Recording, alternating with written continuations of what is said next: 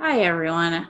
I'm here with Amber Hysell, and we were having a great old chat, but now we're going to talk a little bit about compassionate governance. So, Amber, what does compassion mean to you? For me, compassion is trying to do what is best for the most people without harming anyone unnecessarily. We don't have compassion in our justice system right now. We have rigidity, and that is the opposite of compassion to me. Um, when you when you've decided that this offense always gets this sentence, you've left out any chance of circumstantial problems or different issues arising, or giving an unbiased view to what the problem actually is and how to solve it. Being compassionate is looking beyond what happened immediately to what caused it to happen, so you can make sure that doesn't happen again. Problems in our policing right now, we have some serious problems in how police are trained and the equipment that we allow police to operate, in the way we handle oversight for them, largely by people who have moved on from being police officers to, internal investigations that have that same brotherhood mentality. And we don't fix those problems by saying, this is the law, this is what we do, this is how it works. We fix those problems by saying, okay, well, this is the law, this is how we've done it. It doesn't work. Let's try something else. Let's see if we can figure out something else that actually works for the world we live in, instead of the world 50, 60, 70 years ago, because we don't want to change any of our rules to fit the times. Right. I think it's I think it's looking to what the effects of your actions have on other people, rather than how badly you want to do one particular thing. It's like, I want to vote for this thing, but it's going to hurt a lot of other people. It's going to make me rich, but it's going to hurt people. And that's the disconnect we have with our leadership right now. Is it's not about being good to the people they're supposed to represent and building up their communities. It's about building up their portfolios and getting that next lobbying check and making their donors happy. And there's no compassion in that. Right. And as we were saying earlier, it's one of these self reinforcing systems Yes. that I think many times people, I believe a lot in implicit bias and how it can really harm our understanding of facts and how we treat people, right? But I think that's very much the case in different systems, like you were mentioning, policing or politics, in that you're in the system, and it's a limitation of our psychology many times that we can't see that. Well, yeah, maybe that's the way we've always done it, but that doesn't mean it's the only way it can be done, or that that's the best way for it to be done, right? Right. It's like our prison system right now has is not a compassionate system. It's a system that encourages reoffending and recidivism and cycles of poverty and tearing communities apart. And especially private prisons, I I find those absolutely abhorrent, because you can't have justice and a profit motive in the same system. They are naturally at odds with each other. If you have a profit motive, that's what you go for, at the expense of justice. And private prisons reinforce that because they get paid by the body. They have a body in the bunk, they get paid for it. If they have an empty bunk, that's lost money.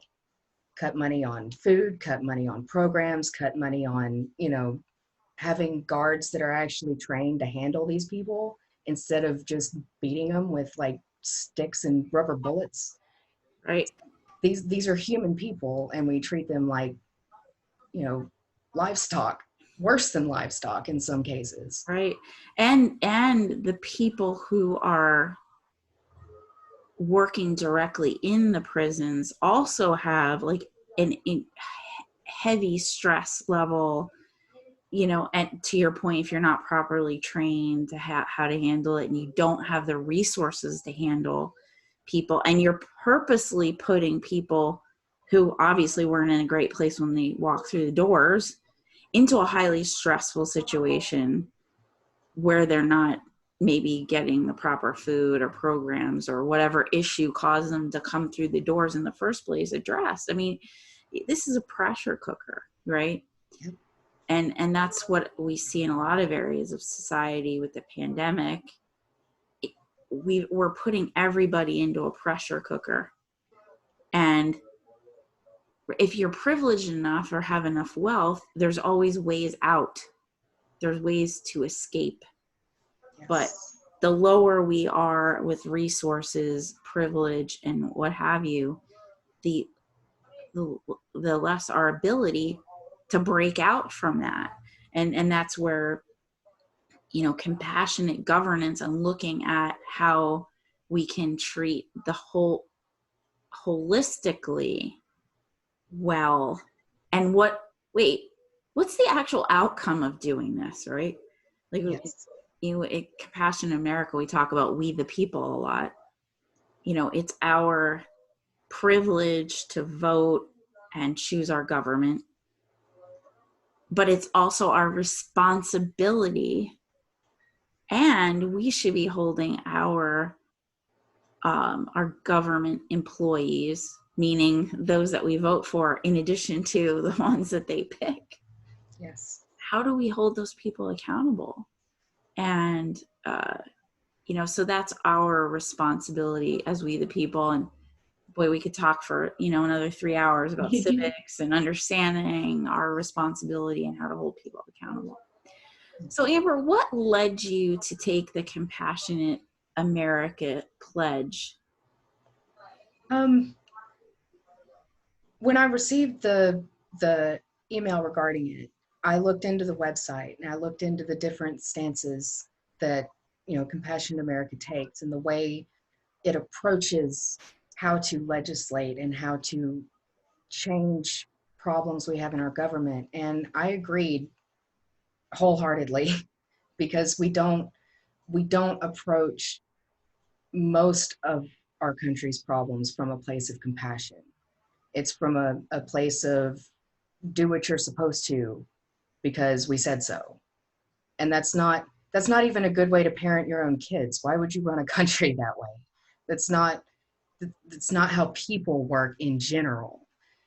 And I find it frustrating that we have people in charge right now that are so proud and so happy that they're not budging on this issue and they're not negotiating on this thing. It's like, well, you're not getting evicted. You're not wondering where your next meal is coming from. You're not sending your kid into a dangerous situation because you have to go to work so they can eat.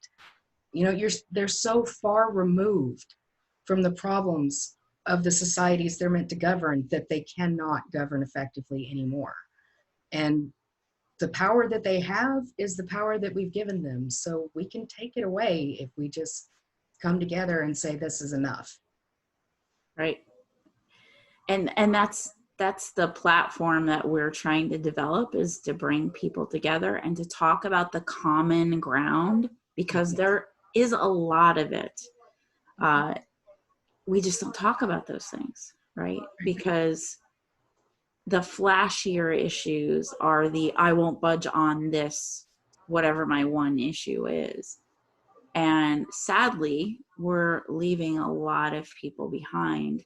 And I think situations with the pandemic have just uncovered the situation that was already there. Yes. It's just made it a lot harder to unsee what becomes more obvious. And I hope that as people listen first, Yeah. that we can start to come together towards the middle, um, to those common ground where we can actually come from a place of compassion and govern effectively. Because as you said, when we stick our flag in the sand and say, my team's winning, well, what about the other 60% of the country? Yep. And like I said before, the tribalism that we have right now, it's not bringing us together, it's ripping us apart on a fundamental level.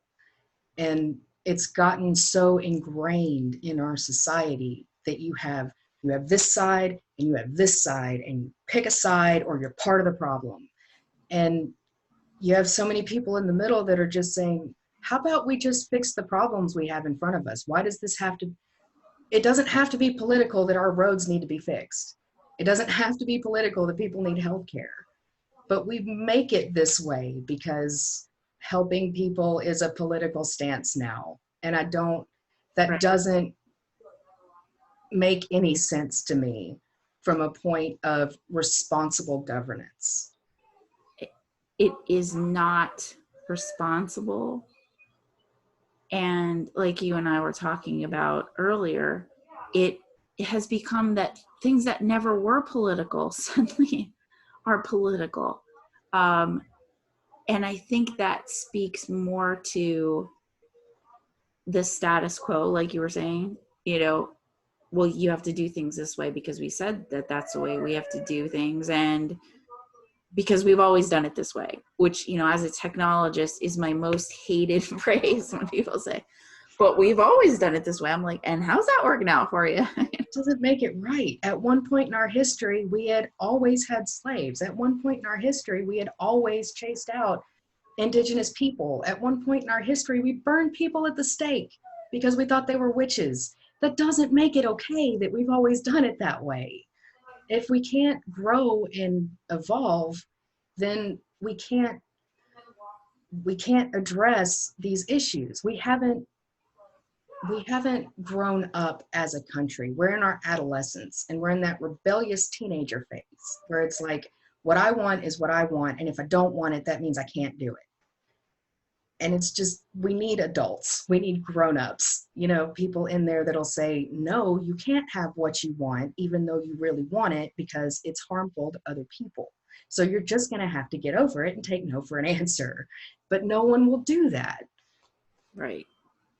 Well, I think the people, it is we the people, and we have to take our responsibility back. Yes. And hold our elected officials accountable. And this is just one of the first steps. And I thank you for being here and for taking part of the work. And I wish you all the best of luck. Well, thank you so much. It's going to be a long road, but I'm going to be on it till the end. So hopefully we'll have a good outcome for this. I think we will. If we have more people like you, we certainly will.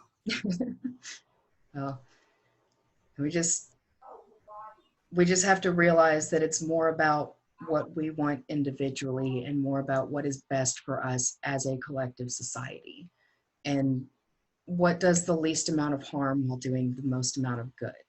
And good isn't profit. They're not the same thing. Exactly. I'm a big Star Trek fan, and I look at our government, I'm like, it's a bunch of Ferengi up here. What are you doing? That is so true.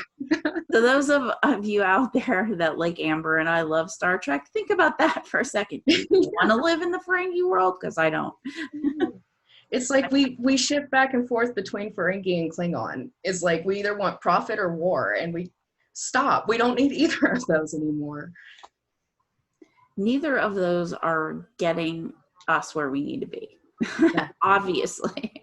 Yeah. Right? Because I think we can all agree that no matter which side you talk to would say they don't like where we're going. So, hey, let's try something different. Exactly. Yeah. Well, thank you, Amber. I appreciate your time. Well, thank you so much for having me. It was a pleasure to be here.